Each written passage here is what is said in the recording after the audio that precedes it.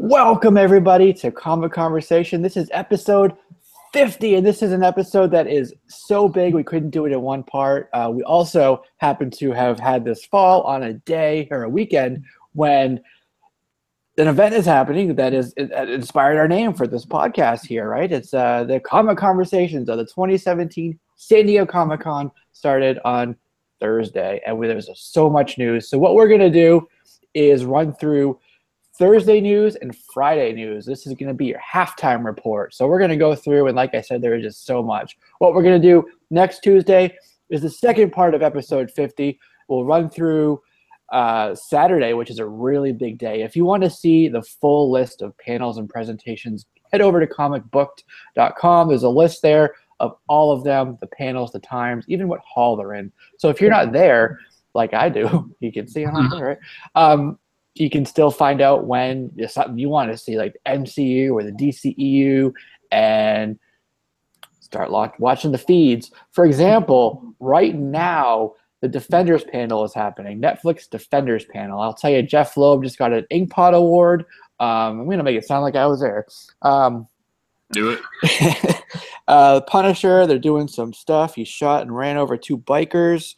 That's a clip from The Punisher, so that they're watching that right now. So what I'm hoping for is a full trailer for the Defenders. I really think we're going to see that here in a few minutes. Same trailer for The Punisher. Now he's beating up someone in a bathroom, getting a live feed here. Shout out to Kat from Comic Frontline. She's there right now, actually, and live tweeting. So I'm following along with her. I want to shout her out. I want to shout out Comic Frontline as well, because I know that they've been doing a lot of work as well around this show. So without further ado, folks, we got the normal panel here, Justin, Chris, and Edwin, and myself. So we're just going to kick it off. We got a big old list here.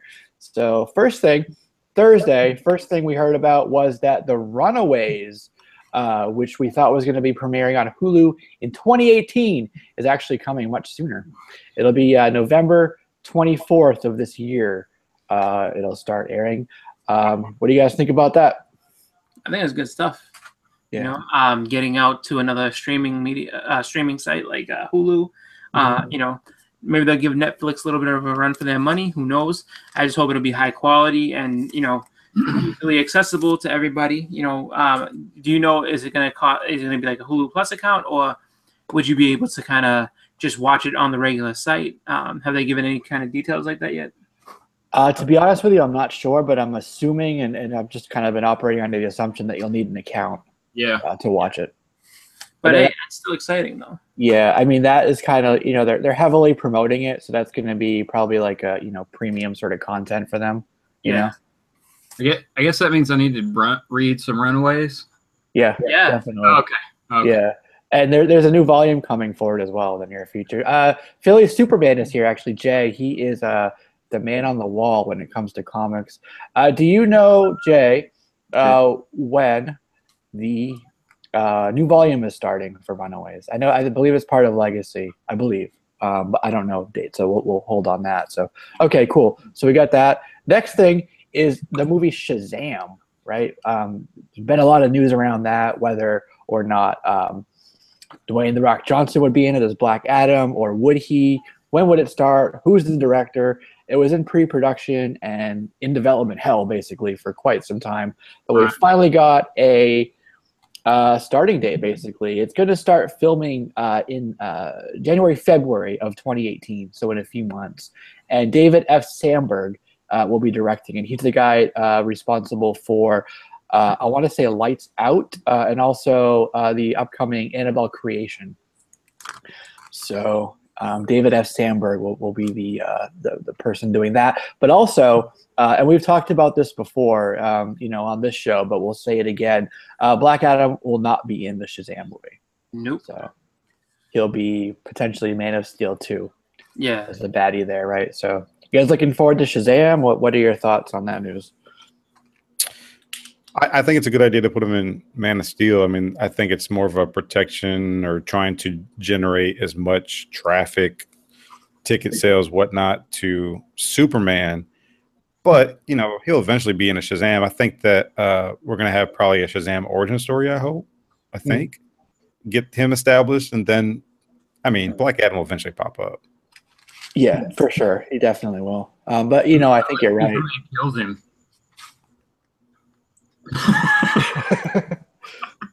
Oh, unless Superman Superman breaks his neck. Breaks You know neck. what?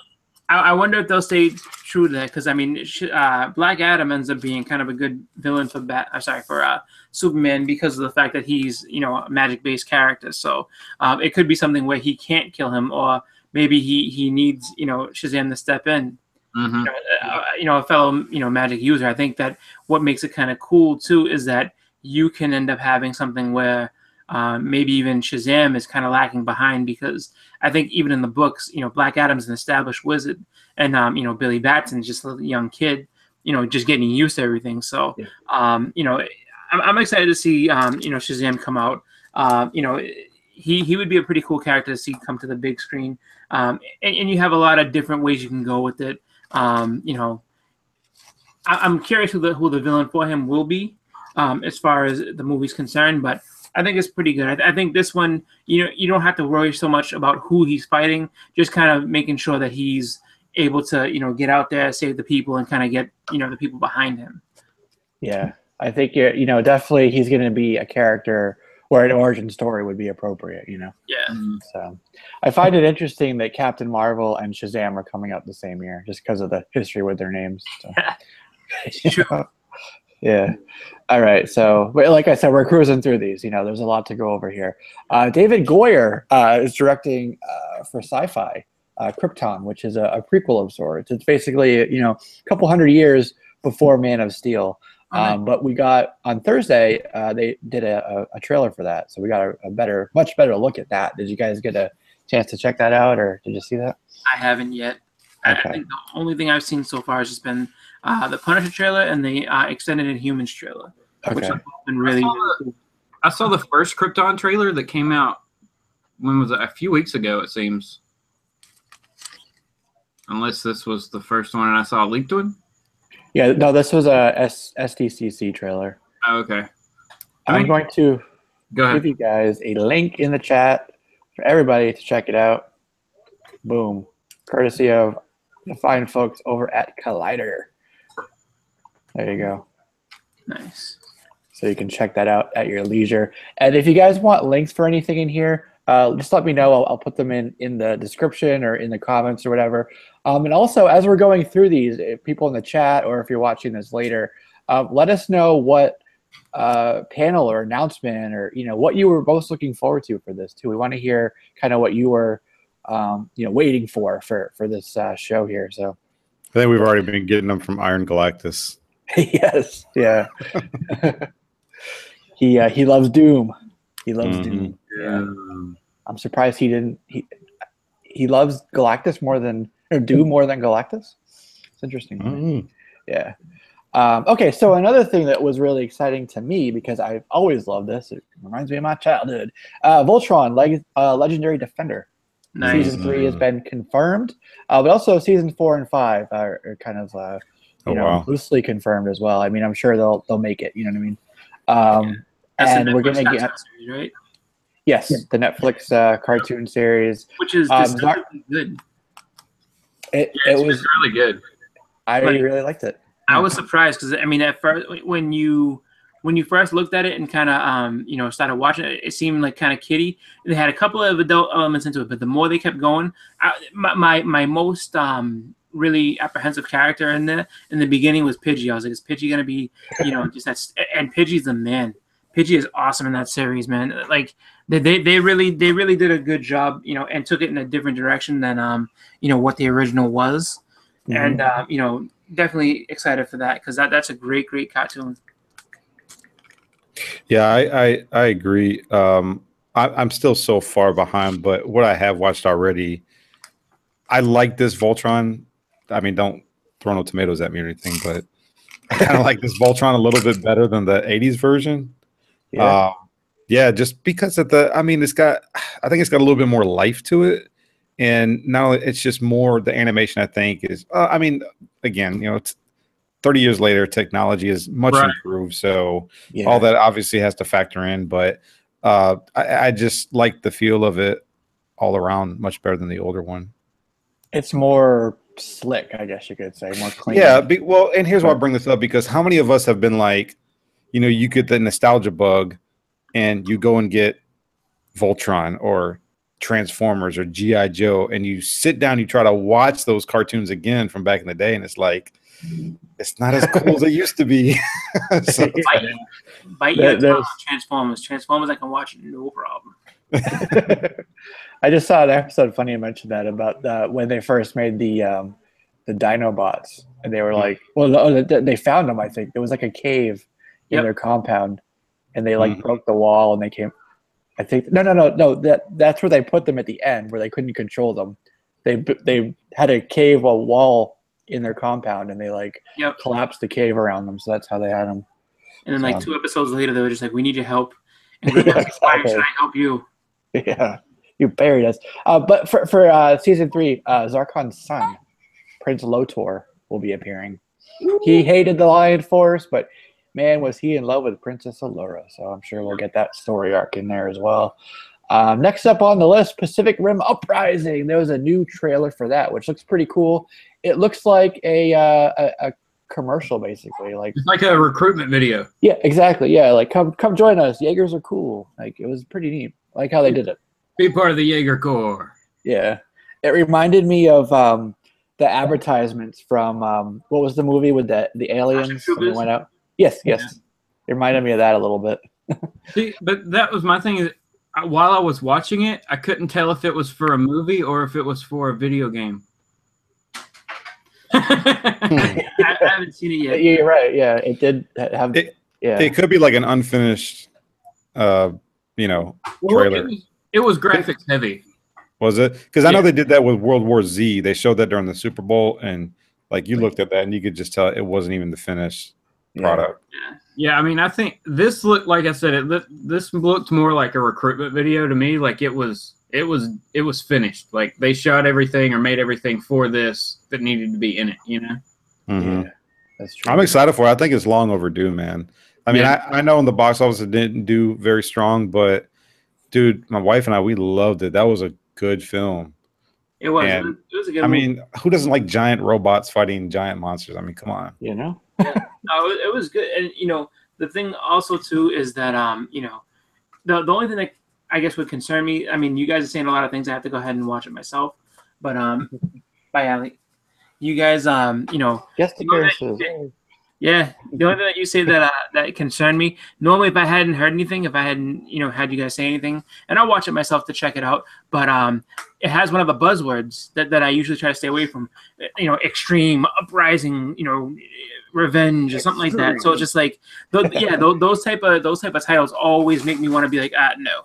But I liked the first movie. I thought the first movie was really good. I thought that it had such a it had such a good just premise behind it, and I actually got kind of sad when I started seeing that like there weren't as many pilots as they basically like they were at the end of everything, because like that was like I guess antiquated and everything. But now seeing that there's an actual urgent need, I'm excited to see them have like more pilots, so that there's more fights and things like that to go on. So definitely excited for that. Absolutely. Jumping topics just a little bit. Kat is, as I remind you, at the Defenders panel. She's saying season 2 of Iron Fist will start, so there will be a season 2 for that. Good. Also, Elektra will be coming back because of Alexander, who's a villain, and she'll be made to be a weapon. Okay. So there you go. That makes sense. Well, the hand got her at the end of Daredevil season 2. So. Yep, they put her into that big vase, and that was the only way it could go. We're gonna get like, oh crap, what was that storyline? She came back in Fall from Grace. Is like, never mind. It was a weird thing. There's a whole storyline they can choose from with Elektra. It'll be great. Oh yeah. She came back. I want to say it's like issue 190. She gets resurrected, and it's pretty much that same thing. That like the hand has her body. They do a ritual. There's a lot of smoke involved, and then she comes back to life. Yeah. But you don't see her again for a little bit. And then when she does come back, she's a villain. Like it's almost like she was brainwashed. Yep. That's right. All right, jumping back. I'll keep you guys updated on the Defenders panel as it's going on here. I don't know if you guys are fans of American Horror Story. I do like that show. It's really cool. It's on FX. Season 7 will be called Cult. Use your imagination about what that will entail. But it will premiere on September 5th. So not that long from now. No, American Horror Story is a good show. Yeah. I like that show. And I like that they do a different aspect. I mean, they're all connected and they're all loosely connected to each other. Yeah. But, you know, I do like that they always have something different. So that's pretty cool. I think to this day, I think the creepiest one of all of them was the Freak Show when they did the circus. That one was really just. Oh yeah, with Twisty the Clown. Yeah, that was over the top. I was like, ooh. Yeah.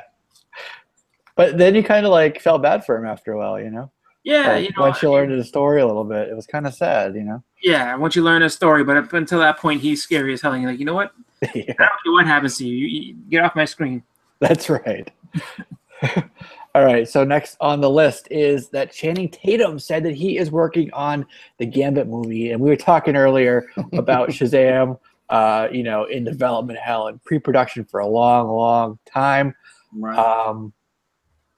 Said he's working on it right now is what he said. So, you know, that a lot of people are interpreting that as, you know, it's moving forward here. Yeah. So we'll see. That's a good thing. Yeah, Fox has a lot on their slate right now, so I don't know where they're exactly going to fit it in. I think for 2019 they have New Mutants, Deadpool, and Dark Phoenix, so that's 3 movies in 1 year. 4 or 5 is going to be too much, so you're looking at like 2020, 2021 at the earliest for something like that. So, and that's fine. Space it out. You know what I mean? Like, because I feel like after you know, the Phoenix movie or whatever, they're going like. With the New Mutants and the Phoenix movie and everything like that, they're going to have to reestablish the X-Men at some point. I mean, they're still going to have to recast the core crew. So, you know, let them, you know, lengthen it out, you know, get those guys and then bring them all in for a team movie. That would be kind of cool. Yeah. You know, honestly, I think that... Unpopular opinion, but I like the Wolverine Origins version of Gambit. They should have stuck with that dude. Well, I like that better than Channing Tatum as Gambit. It's weird. He's a weird choice because I mean he's definitely, you know, out there as far as the casting was concerned. The first guy would have been awesome, but I mean the problem is what are we 10 years removed from that movie? Yeah, like, I mean, he's probably a little weathered by now, and unfortunately for him, I don't know if he's had many other roles since then. So it's just like, you know, he might not even be acting anymore. But well, you guys bring up a good point because the original Gambit was in Carter, I think, and. Was that what was that John the movie? Carter, right? John Carter, yeah, and I think that movie pretty much bombed. But yeah, I don't understand why they're using Tatum because they pretty much killed him or did away with him real early in the second G.I. Joe and threw in The Rock because I guess they determined that Channing Tatum couldn't carry ticket sales on his own.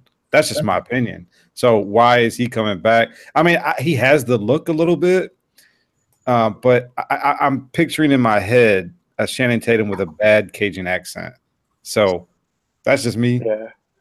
I don't know. Yeah. I mean, I think that he initially, as far as being cast, is one thing. You know, it's not really the best casting decision that I could come across. But you know, he's a big star, and I know that at the time when they did cast him, I mean, it was right around the time they had got Jennifer Lawrence in as well. So it was just like, you know, and at the time, you know, he was huge. I mean, he's kind of cooled off, not by a ton, but he's kind of cooled off.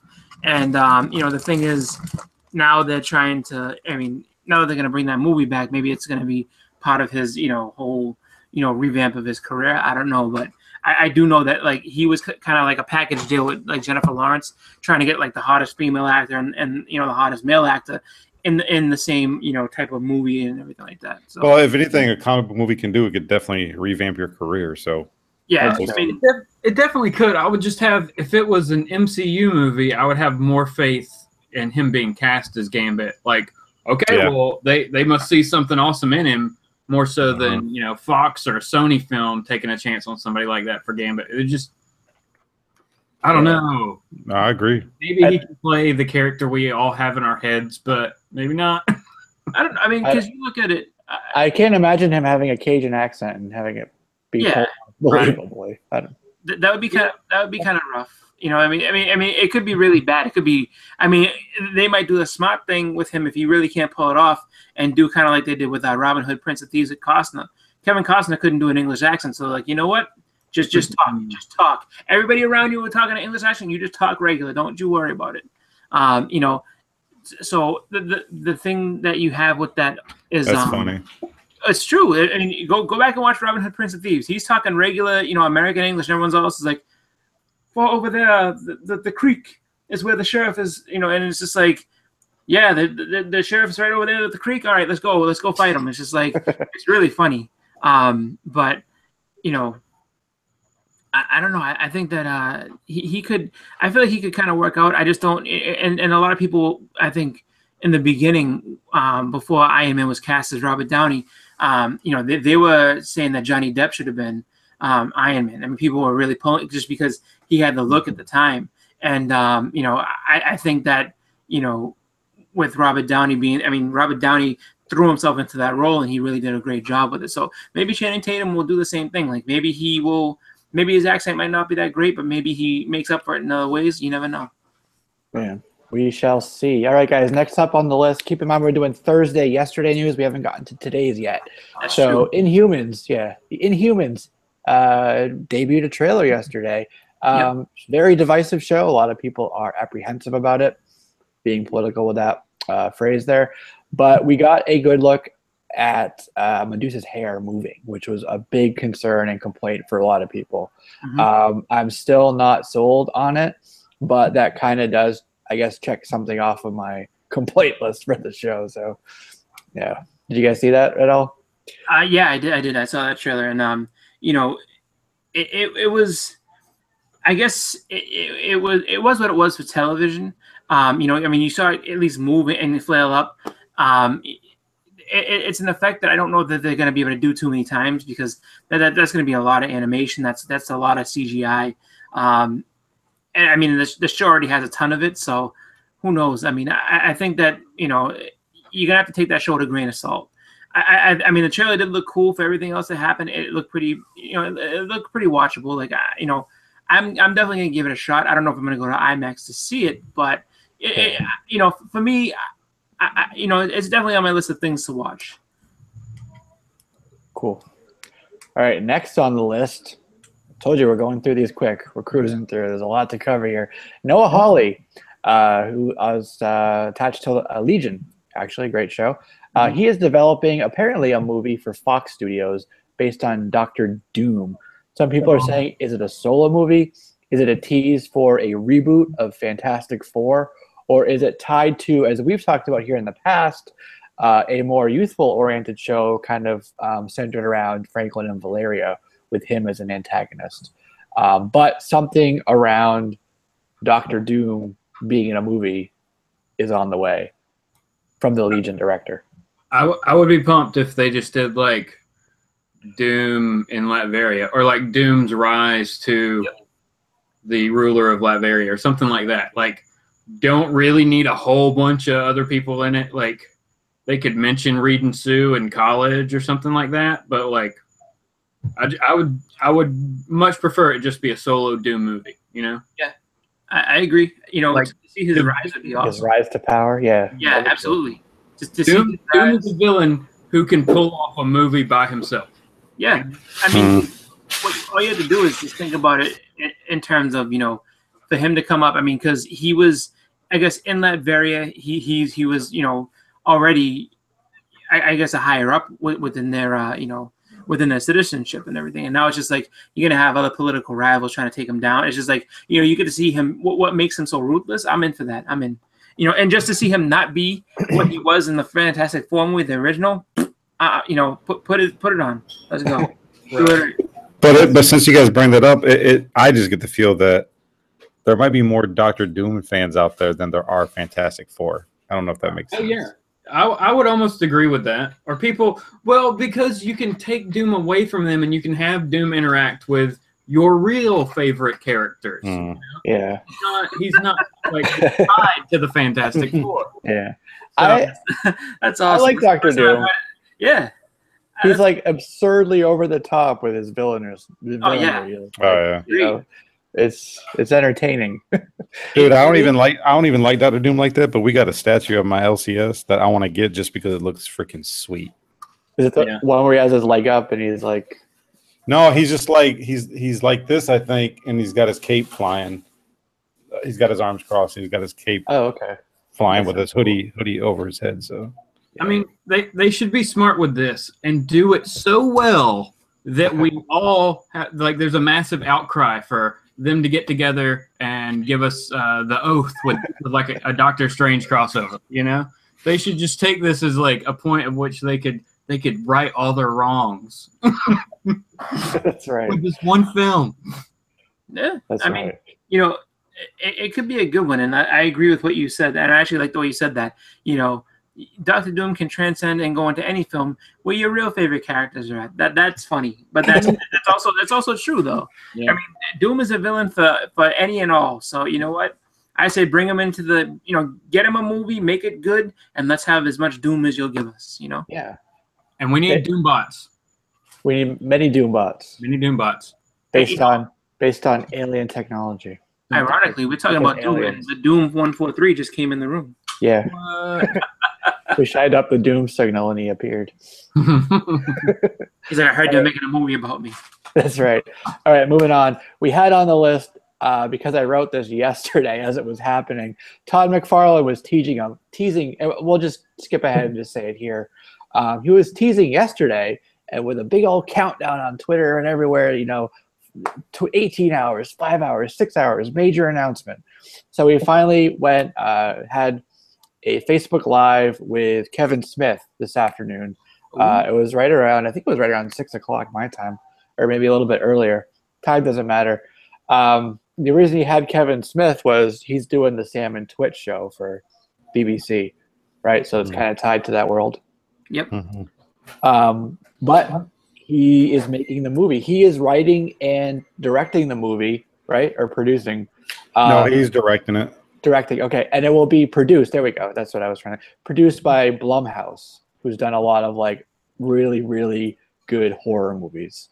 So I think that studio is an excellent fit. If you look at Blumhouse's body of work, you'll be like, damn, that's that I could see Spawn in that. So I'm glad to have some movement on that. They locked it in. They got the, you know, writer director, obviously it's himself. Jackie said the Spawn movie will never happen. I think it will. I mean, I don't think Todd would go through all that and then not follow through. I mean, let's think about this. How many movie announcements have been made at San Diego Comic-Con and have not gone through? Oh yeah. I mean, has there been any that you can recall? I can't. I can't think of anything offhand right now. Off the top of my head, I mean, I'm sure if you went back and looked, you could definitely find some. But I mean, I agree. I think that he's come this far. I mean, he you know, I remember back when he was first bragging, he's like, I have 200 pages written. Like this is ready to go. I just need to get the right company to do it. So, you know, and he's also teased that it's going to be, you know, really violent and really, you know, not for kids. Really, you know, just Spawn the way it was meant to be. So, I'm excited for it. You know, I definitely think that, you know, him basically taking a chance on his vision is maybe it'll pay off. You know, maybe we'll get a really great Spawn movie, but you know, to make up for the one that came out in the 90s when it was just like, hey, cash grab. This is actually being done out of passion. So that might be, you know, like this I think has a lot of potential to be good. Yeah, and again, I go back to Blumhouse. Awesome choice. That is a really good fit for what we want this movie to be. You know, what have they done? What has Blumhouse done? I would have to look it up, so just give me a second, just because I want to be accurate when I tell you guys. Okay. It's funny you guys mentioned the Spawn because I actually started watching it again on Netflix, the one from the 90s. The movie? I mean, nice. At the time when you're a kid, this is awesome, and then like when you see it again, like 10 years later on Sci-Fi, you're like, oh wow, this is really regrettable. Well, and think about that though. Like Spawn went from like issue 1 to a feature big blockbuster movie in what, 6 years? About 5 years. It came out in 97. Spawn was released in 90. But you got to figure too. I mean, because they were ready to move on it because they knew, they knew what they had. It was the height of everything. But just think about how fast that was. Though that's crazy from a character who doesn't exist. Which I know they do that with movies all the time. New movie, you never heard anything. But that's in comic books, it's very unheard of. So Insidious, Paranormal Activity, Get Out, Sinister, The Purge, Anarchy, Unfriended, Hush. They did all of the Insidiouses, it looks like. all the Sinisters, the Gallows, the Darkness, Creep, Oculus. See, I'm listing these. Ouija, what else here? Area 51, I don't know what that is. Incarnate, which sounds scary. The Lords of Salem. Think about, Tooth Fairy also, with the Rock. Ooh, that was creepy. Yeah. Yeah. But you hear those movies, it's like, damn. Now imagine those types of movies as a Spawn movie. That sounds like a good fit, right? Yeah, At definitely. least in my Yeah, eyes. it does. I got to be honest, guys. I'm not a big horror film person, but is there like a lot of blood and gore in those? Like I haven't really seen. Some yes, some no. You know, it's just one of those things where depends on, like something like the Tooth Fairy, yes. You know, Paranormal Activity, no. You know, I mean, there's a lot of different stuff that comes up. Are there a lot? Are they a lot of jumpers? Like Yeah. jump. Oh, okay. They're like jump movies and stuff like that. You know, but overall, you know, I agree with Jesse. I think is a good place for it to be. You know, and they can kind of, you know, just make the Spawn movie with I think the right amount of horror and scares, along with the actual, you know, heroes and you know, just heroism that you have in comic books. So I think that this is a good chance to see it done in a different way that can actually really make the character stand out. Yeah. So kicking back to the Defenders panel really quick. Sorry to jump in.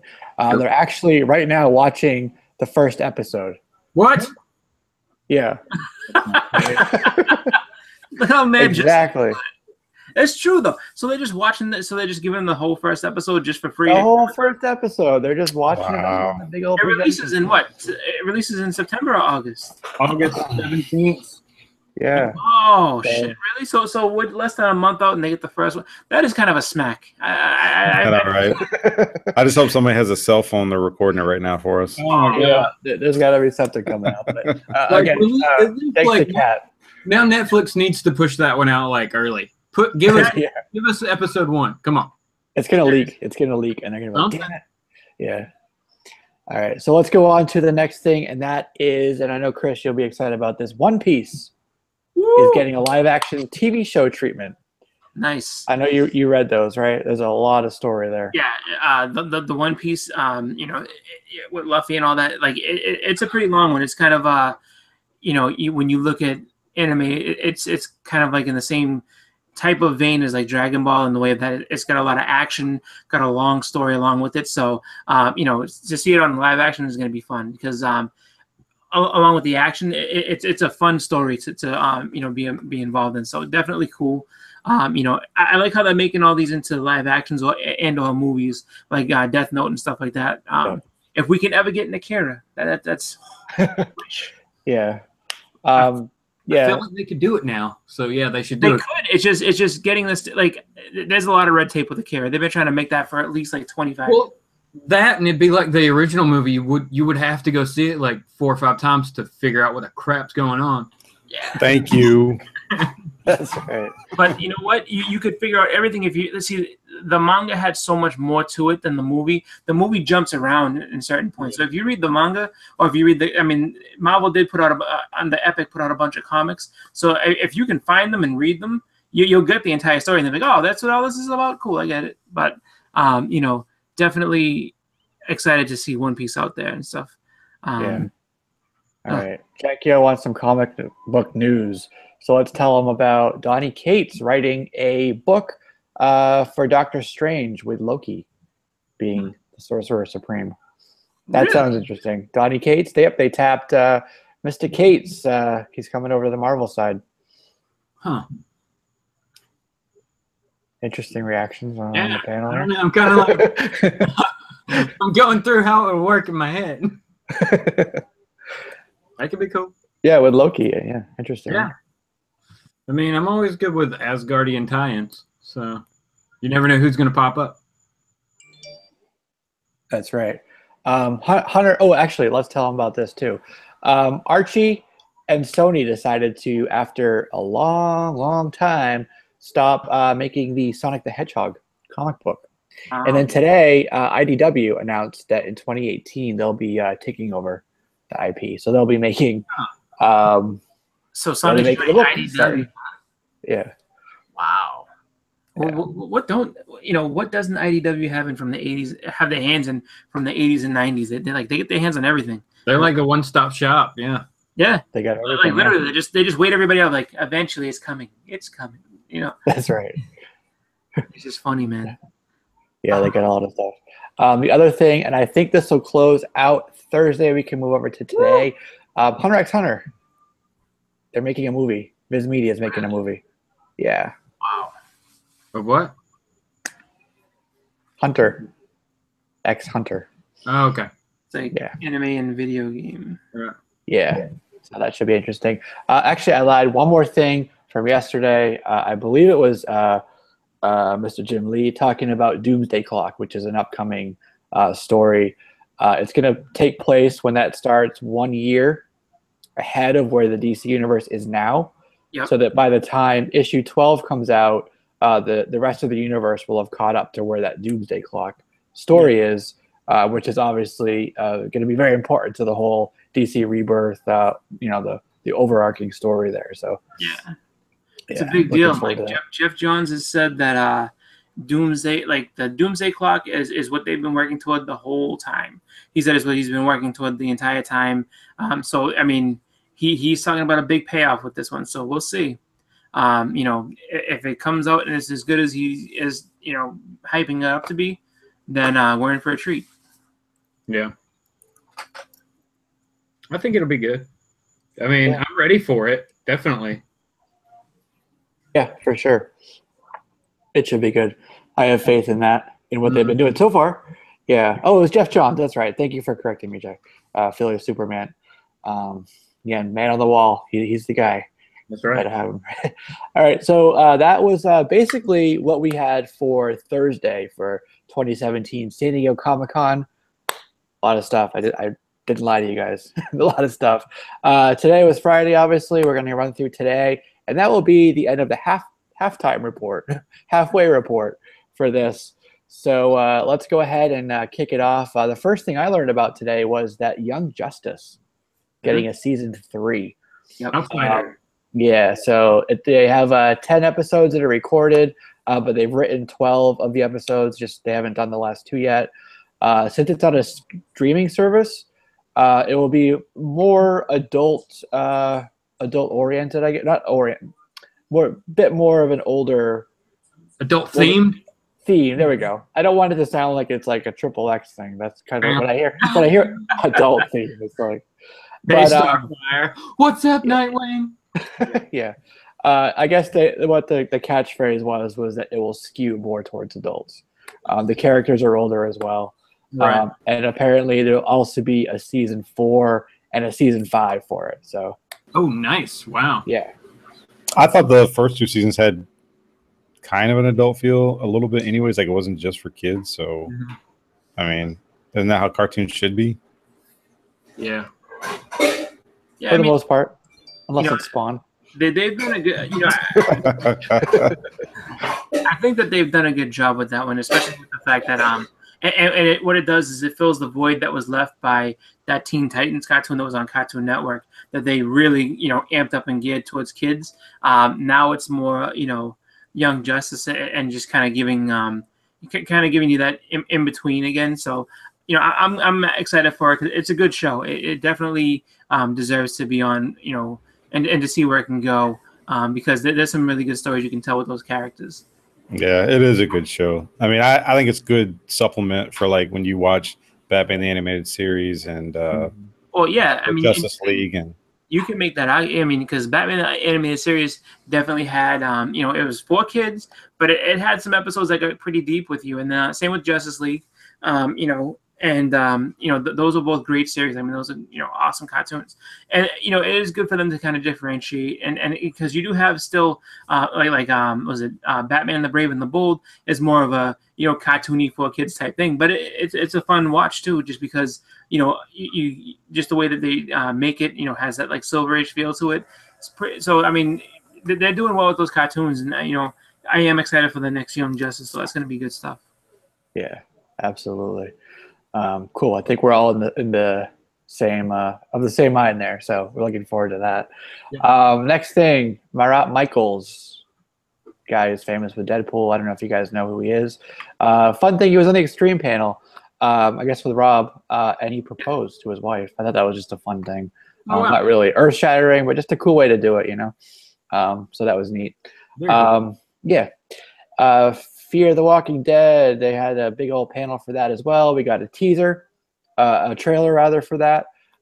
It is out. It looks really cool, and they are teasing a major connection to the main show as well. So that should be. I don't know if you guys watch Fear the Walking Dead or The Walking Dead or none or what, but I watched The Walking Dead. I just haven't got into Fear the Walking Dead yet. Okay. Hey, I'll say this: I'm not a big Walking Dead fan, but when I was watching a lot of that stuff, Justin, Fear the Walking Dead is actually pretty good. Yeah. I've never seen Fear of the Walking Dead. I just I avoided it just because I had a feeling it was just kind of a cheesy spin-off type deal. And from what I had heard, and I may be wrong, but from what I heard, it wasn't all that great. So I was like, no need to jump into this. Yeah, exactly. So it was interesting. They did a Fear the Walking Dead panel separately than the main one, which we'll get to in a minute. So stick with us for that. All right, next thing. I know Chris has some things to talk about. We can kind of like sit on this subject for a second because I think there's some topics within this to go over. But Ben Affleck's future as Batman is in doubt. Basically, what they said was that the studio is working on plans to gracefully usher Batman out of the role. Yeah. So they're kind of figuring out what to do with that in the future. Obviously, he'll still be with Justice League, but beyond that, it may be that we get a new Batman, right? Yep. So he stepped down as producer and writer or director or whatever. Mm-hmm. Now he's the actor, so now they're even kind of moving away from that. But I think that ready. Yeah, they're getting the bag. He's going right in the trash. You heard it here first. And you know what? I mean, look. They've done their best to kind of make it known to him that they didn't want him in charge, and they've done it for a while. And really, I think that it would be interesting to hear him do an interview once it's all said and done to figure out where the both sides aren't meeting up on. Because I mean, he as a director, he's a good director. I don't see anything wrong with what he's done in the past. So I think he could have done a good job as a Batman director, but they're just taking a lot. They're probably making too many demands, and he can't deal with it. So, Ben, you're going in the trash, but you know what? It's okay. You got other things ahead of you, and they're also saying too that like his age, I think, is part of the factor with it. Is because by the time they would be getting to, I think they don't want to go long term with him because of the fact that he's going to be in his 50s in another 5 years. So yeah, but is that a legit argument, or you think that's just a cop out? Well, no, I mean, who knows? I mean, like I said, we have to find out from him, I think, because I don't think that Warner Brothers is going to give you the whole story. I think from him, he'll be able to tell you like where it is that they disagree and why there's parting ways. Yeah, that's true. Jumping back to Donny Cates for a second, it looks like he's also going to be writing a Thanos series with Jeff Shaw. Cool. Right. Jumping all around here. I'm all about it. Let's go. Yeah. Well, let's not skim up with this Batman thing. I mean, come on. I mean, all right. If you go back to remember when Ben Affleck was first announced that he was going to do Batman, everybody got mad. There was all kinds of crap, and now it's like now he's not, and now I think people are actually kind of disappointed about it. I mean, he did a solid role, but then again, it's like does Warner Brothers think that they can do what they did in the '90s, where they had like 3 different Batmans, different Batman with each different movie? Also, though, I feel like they're kind of shooting themselves in the foot announcing this before Justice League comes out. Like, you're kind of like filling our expectation of like, well, I mean, he's only going to be Batman now in this one movie, and after that, like, I don't know. That to me, it hurts your product before it comes out. Yeah, that's true. Yeah, I agree. I also kind of think that when it comes to it, I mean, I don't think that people are necessarily disappointed in the fact that Affleck isn't going to be Batman specifically. I think that if you look at the track record for heroes, like how we've said, some of these hero movies go into, just that limbo land where nothing gets done. And it's just like, Wonder Woman was in it for about 20 years. Shazam's been in it for a long time too. And it's just like, you don't want that happening to Batman because you know, if it ends up being something where, let's say Affleck really badmouths it and a lot of people listen to it, you're going to have a hard time casting a new Batman because of the fact that they're really hard to work with and deal with. And now you don't have a Batman for another 15 years or something stupid. And I think when it comes to Batman, you have to have a face. You can't. I don't think you can just throw in a nobody. Well, I don't know. I guess it kind of worked with Christian Bale, but he was pretty well known. Yeah, he even in 2005. Yeah, he was a child actor. Like he's been there for a long time. American Psycho. American Psycho established him. Yeah. movie. You heard it here first. I live in a different side of the world, so sorry. Everyone doesn't watch movies. So all right. Yeah. I don't remember what I was doing in 2005. Yeah. I mean, I don't know. I think it's going to be bad for them, especially if like we come out of Justice League going, holy crap, Batman was the best part of that movie. Yeah, that's true. That could hurt the road. Yeah, he was. And not only that, but one of the things that I started to question is, he had to sign like a multi-film deal. Like, so Warner Bros. Probably going to owe him some money. Yeah, even if they're able to get him out, they still have to buy him off or pay him. I mean, he signed. I think more than that. He was supposed to be directly involved with the production and the making of a lot of movies going forward. And you know, well, they always sign a multi-picture deal, especially with those type of movies. But he also was on the creative side too. Like I mean, because I remember them saying that like he had a vested interest. He said that he had an interest in wanting to make these movies great. So he was going to be kind of like, you know, on that, I guess, working, you know, side by side with Zack Snyder on some of these things. And now, you know, that's not happening. So you know, like I said, like I want to know the story from Ben to see exactly what it is that they can't agree on, and then why, you know, they're pushing him out. Because I feel like, you know, I don't think it's his decision to leave. I think it's them really being like, look, this is it. Like, you know, go away. So yeah, we'll have to wait and see as more details come out on that. You know. Yeah. So, all right, next thing. I thought this was just fun. I know you guys like your Transformers too. Hasbro revealed some cool little, not little, but some toys called Power of the Primes. Some figures. They're pretty neat. If you didn't see them, go check them out. There you go. Moving on. Apparently, Ivan Reitman has said that there will be in some capacity a Ghostbusters film in 2019. Okay, we don't know yet if it's going to be live action or animated. We don't know if it will be a reboot. We don't know if we'll have, you know, a continuation of the reboot, meaning like the all-female cast or a brand new cast. Like, we don't really know anything about it other than there's a date, which is a year. But a Ghostbusters movie again is coming. Yeah. See that now that's pretty telling, I think, because you know, and the thing about it is you have to have the right man for the job. See what I did there? Right man has always been involved. Judd Apatow. Good one. Judd Apatow, you know, Judd Apatow, you know, is good in certain roles, but not that. That wasn't for him.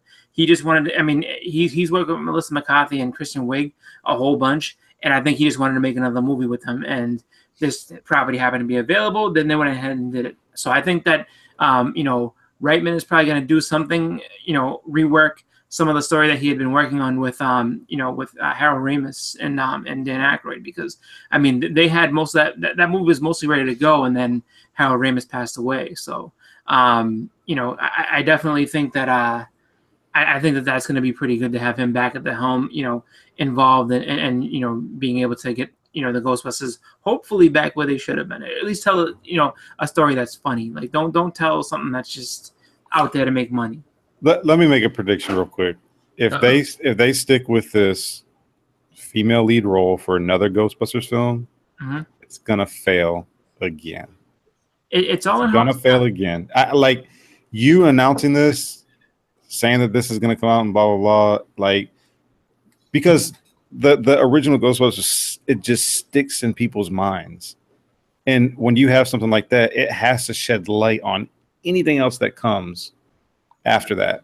So look, I'm not, you know, sexist or anything like that. It's just I know what's going on in Hollywood and blah blah blah. I'm not going to get into that. It's all political and stuff. But to sit here and just say we're going to do a all female cast role, but yeah, we're going to give you another Ghostbusters film. We're going to do it differently. Blah blah blah. I'm predicting right now already, July 21st. I think it's gonna fail when it comes out. That's my opinion. I don't know. I mean, you know, I think that the one thing that we all have to get kind of in our heads is that most likely, I mean, unless they make announcements, I get the feeling you're not going to see Dan Aykroyd or Bill Murray, you know, in this, you know, suiting up and busting ghosts. It's not going to happen that way. You know, maybe they'll be involved, maybe, you know, something like that. But, you know, I don't know if they're going to go with that same female cast. You know, the thing about it is just that, you know, when it comes to Ghostbusters as a whole, I mean, the first one was a classic. The second one, you know, you could tell they're doing to try to sell toys to kids just by the way that the movie went.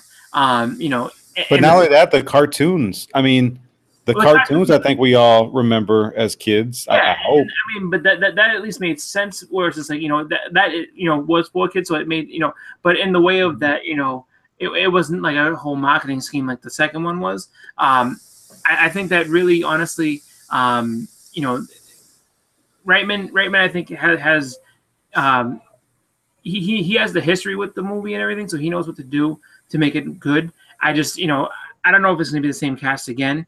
You know, I think they could use people from that cast and kind of, you know, just have other people go about it with it. I mean, in this case, I mean, do you guys think a reboot would be the best solution? You know what I mean? Just recast, no, Ghostbusters 3.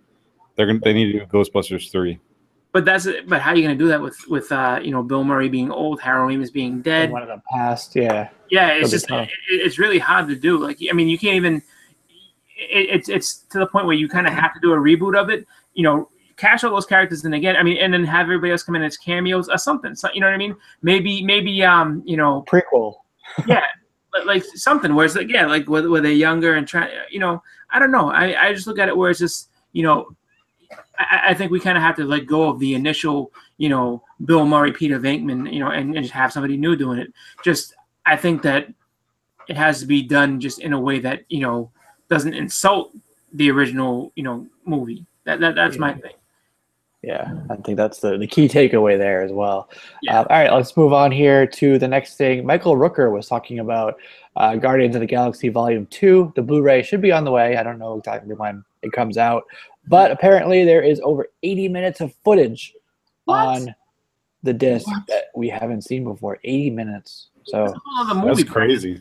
A lot of stuff there. That came right from Michael Rooker, Mr. Mary Poppins. All the characters pick it up. Yeah. I would think it would come out before Christmas. I would think that would be a late November, early December DVD. Yeah. Maybe October. Definitely, yeah.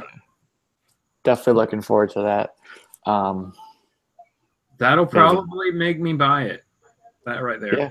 You know, that's a lot of footage. That's like a whole other movie. Right. That makes you wonder. Like, I mean, originally was it supposed to be, before it was cut? Was it like a 3.5 hour movie? Like that's pretty crazy. Could have been. And what other characters or Easter eggs will be in there that got cut? You know. Yeah, exactly. I mean, it also makes me wonder. I mean, we'll have to, get it and see, but will they fully finish scenes? I mean, could they have just done cut and be like, all right, look, here's the ultimate version of this movie. It's almost 4 hours long. Get your popcorn and sit down because it's going to be a long time. Yeah. It could be like green screen where they have like motion capture all over them. And, it looks like they're hooked up to a cardiac monitoring device. So next thing, okay, we're going to do a little bit of a video game thing because obviously games are important with this as well. So if you notice, we're trying to be a little well-rounded here, talking about comics, movies, TVs, figures, anime, games, so kind of like everything, like a high-level thing of everything. So one thing I wanted to mention was that there was a trailer for Marvel vs. Capcom Infinite, and we get to see Thanos and also Spider-Man in there. So I thought that was pretty cool. Nice. Yeah, that game's gonna be fun. That's definitely getting. That is a game I'm absolutely gonna buy when it comes out. I've loved that franchise since it was Marvel superheroes, and X-Men versus Street Fighter was the very first one, and then I just kept going with that. So that's gonna be a really fun game. I'm looking forward to that a lot. Yeah, I'm super excited about this. I mean, I love Marvel vs. Capcom. I'm really excited. Now, I mean, I don't know what platform. I guess it's going to be Xbox One, PlayStation 4, unless they're gonna put out another console and then have it on the new consoles, because this is what 20. When did you say it was? Next year, 2018? No, I think it comes out this year, later on. Oh, Later this year, then yeah, okay, then yeah. I think it comes out, I think, like either November or October. So, Yeah. but get it this year. It's gonna be fun. I can't wait. Yeah, Mhm. absolutely. You guys know who Ed Piskor is, right? Yes, yes. Okay. So he announced a miniseries that sounds very cool called X-Men Grand Design. Did you get to see about that at all? Yes, I read about that. It's pretty cool. Yeah, it does sound cool. Basically, it kind of looks at the whole story, the whole history of the X-Men, Yep. and kind of stitches all the stories together from all the highlights of the year. Yeah. I'll tell you really quickly. It says next big thing debuting will be X-Men Grand Design by Ed Piskor, who wrote Hip Hop Family Tree, by the way. And my thing just crashed. Okay, so it says a true inclusive book for all X-Men fans. X-Men Grand Design stitches together the stories of the important years of the X-Men, bridging the history of everyone's favorite mutants with the present day. It's a title that truly sums up Marvel legacy and its importance to the Marvel universe. So it has a lot of Easter eggs. It just ties in, kind of like we were saying, everything. Mhm. So it sounds pretty cool and something that I'll pick up. And Is it a series or like a trade? It's going to be a miniseries. Oh, okay. So it's kind of like, it seems like it's going to be like Hip Hop Family Tree, where it's just like every issue is like a different era as far as like, hip hop. So, the very first issue was like, Sugar Hill Gang and how everything first started. And then they worked their way all the way up to like modern day. It's definitely, and it has that really like old comic style look to it. So, that could be pretty fun, because I remember I read about it, and I think it was like supposed to be like the first 280 issues get like highlighted. So it's just like, when you get in, so let's say the first one will be the Silver Age, and then the next one will be a lot of maybe like mid Silver Age to like early Bronze Age stuff with them, and like every book will be something new. So have they said how many issues it's going to be? Is it going to be like probably like 6 issues, something like that? Yeah, it said miniseries, so it typically, around the 6-issue kind of range. Anything like 12 or so, you get into the maxi. Yep. The maxis. So that sounds pretty cool. You guys, Kotobukiya is has a big presence at the con. They have like a coming soon thing at their booth. Mm-hmm. And basically, they're doing some new figures for the Defenders. So, there's some really cool ones in there. One of them is Iron Fist. Looks pretty cool. So those will be on the way. I will probably have to get the Daredevil at least, without question. Yeah, it does look cool, right? Yeah, I mean it looked good. It was a good little teaser. It made you want to see the actual figures. So yeah, we're good with that. Jesse's getting some live news. No, I thought I saw an update. No, I thought I saw the episode posted, but it was just the teaser. I was like, wait a minute, hold up. Gotta go. See y'all later. Have fun. Have a nice show. I'll be back. No, it's the teaser where they're all in the hallway. Like you get the classic Netflix hallway fight scene, but It's the Defenders in there. Like, looks pretty cool. That was just the teaser, though. All right, so the next thing we want to talk about is that Fathom Events on August 14th will be premiering a very cool animated Batman and Harley movie. And that sounds like something I'll go watch. The Fathom Events are pretty cool. They're the ones that put out Killing Joke. Yeah, Killing Joke, right? Exactly. Yeah. I think they also did. I think they want. I want to say that. I think them in conjunction with Funimation did Dragon Ball Rebirth of F or something like that. The one where Frieza came back. It was like a 2-night event or something like that. But that was a cool cartoon. But the Killing Joke, there was a lot of complaints about the animation and that. Oh god, yeah. But that Return of Frieza, that was cool, man. Mm-hmm. Yeah. I like that they do that. I like that they put it in the theaters. At least just to see it on the big screen once is kind of cool. I do wish I would make it like a 1-week event instead of just like a Yeah. And then on a Tuesday, I mean, or whatever. Literally the middle of the week, it's just like, that's rough. Yeah. The weekend it's only from like basically like 5 to like maybe like 9 because they have 2 showings per night. So it's tough. It's just like it's not quite the most ideal time to see it. So it's just like, and they sell it so quickly too.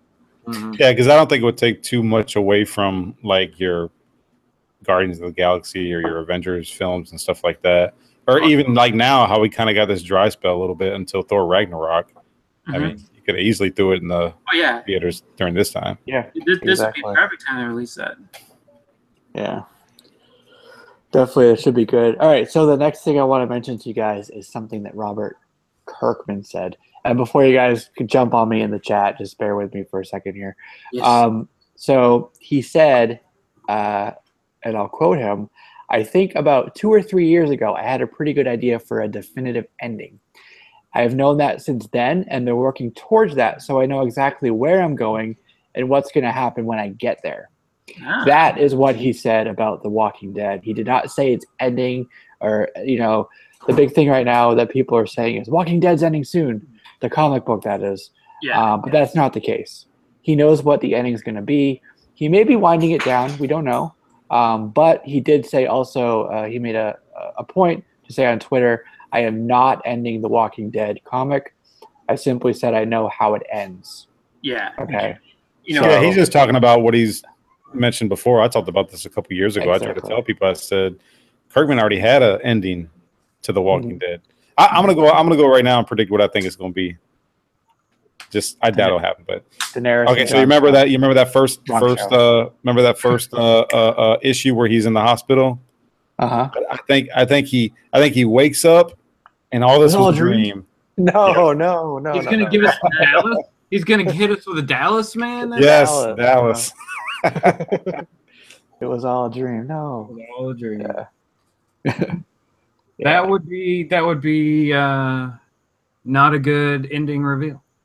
Yeah. Oh, that'd be pretty bad. I mean, that would be almost as bad as like, if it just they're sitting there and they get to the big climactic scene and then the next page is black. Either that or Rick dies and turns into a zombie himself. Yeah. I mean, or there's one final incursion and the world ends and it fades to white on the last page. Yeah. No, that was Secret Wars. Never mind. I liked, God King Doom. Yeah. It's one of those things where he does have you make the announcement and automatically people are like, oh, it's ending, and that's it, and you have to kind of give that disclaimer of like, I'm not saying it's over, but I know how it ends. Who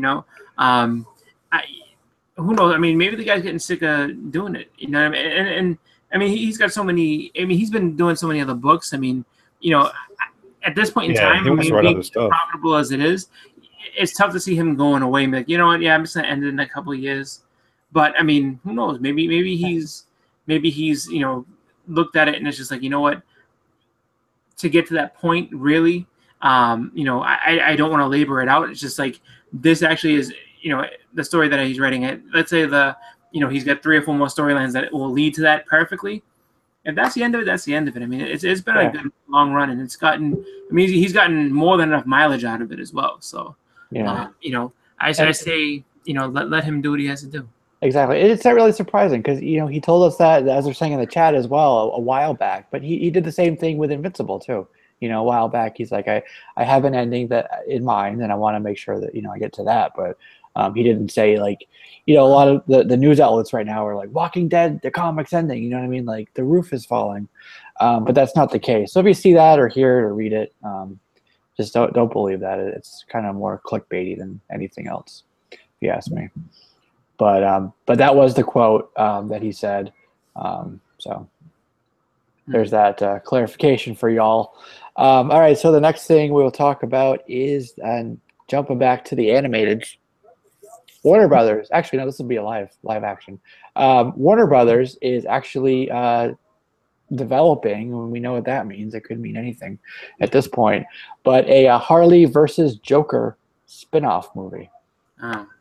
So does that mean we would be getting a new Joker?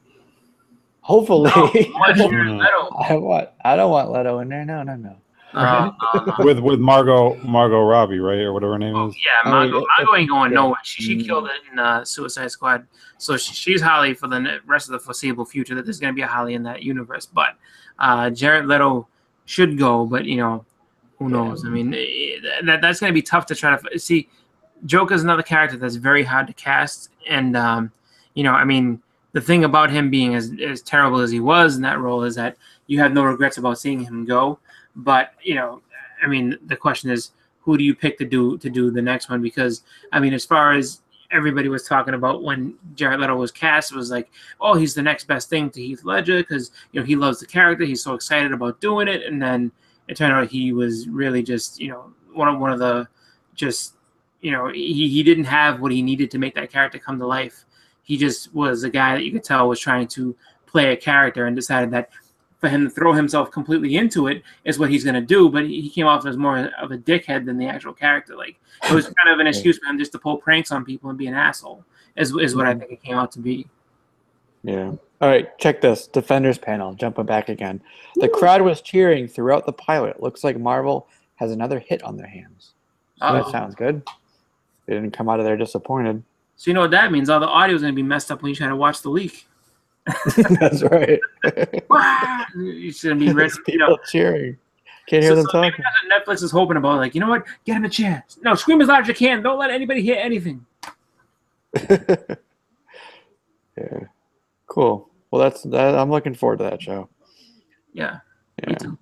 All right, so let's move on to the next thing, and that's going to be Jason Fry, famous author. He is writing the novelization for The Last Jedi. So, yeah, that should be good. I know that Jackie O, I think, was looking for some comic news. Jim Starlin will be going back, writing again another original graphic novel. That seems to be what he's been doing with Thanos lately, called Infinity Siblings. So that's interesting. Will that be about the children of Thanos, the Black Order? We don't know. Yeah. Or will it be about Nebula and Gamora? We don't know. But it sounds pretty interesting. Did Warlock have offspring? Could have been.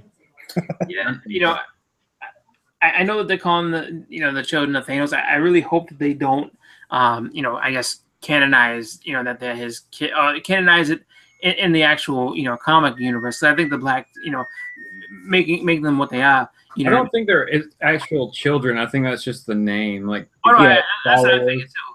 Yeah, I just don't want it to be. I like the Black Order just sounds cool. Like, I mean, it sounds cool for what they were and everything like that. There's no real reason to deviate from that and be like, oh, the Infinity Siblings. Yeah, like no, just I mean, but who knows? Who knows? Because I could say that maybe just not liking the title because I don't want the Black Order's name to change and watch it be awesome. So I'm excited for that, and big Thanos fan. So anything that they want to do to add more of him into the universe and have it be a good story and a good self-contained story, I'm all for it. So yeah, bring it on. Definitely. Oh yeah, and then Thane as well. Iron Galactus mentioned Thane. Yeah, that's his son. Yeah, Thane would be awesome. Yeah, we need more Thane for sure. Speaking of more Star Wars comics are always welcome, and that's what we're getting. We are going to be getting a Thrawn series and also Mace Windu. I believe next year, 2018. So very good. Thrawn is what started off non-canon for Marvel canon, was pulled in for the show, and now he's getting a book. So nice, pretty cool. He's progressing nicely in Marvel canon. Now, are we the Mace Windu? Did they say whether it's going to be prequel or is this like post Lightning Strike by Palpatine? Not sure. I would think prequel. I don't know, since they've never announced that he survived that or not. Yeah, because that would be kind of I mean, seeing him kind of move on from that beating that he got would be kind of I mean, it would be cool, but it also would be kind of just like so where do you go from there? Because you're missing an arm. You've been zapped to hell, a prequel on Mace Windu would be pretty cool. I just, Then, go ahead. Oh, I was gonna say, Star Wars has done pretty well. I think. I mean, there's a couple of books I think kind of like Poe Dameron didn't do so. I should say isn't doing so hot. Afra's doing pretty well. But yeah, it's good to see them adding different characters to it.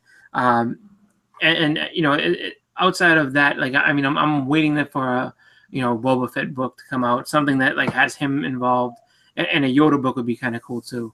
But I mean, I guess they have grand plans to put it all together, so maybe we have to wait for those ones.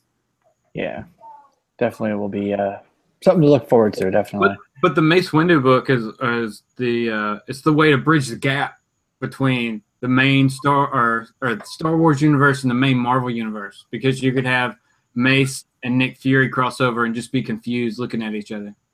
They're like, "You look like me." That's right. That would be a good book. Yeah.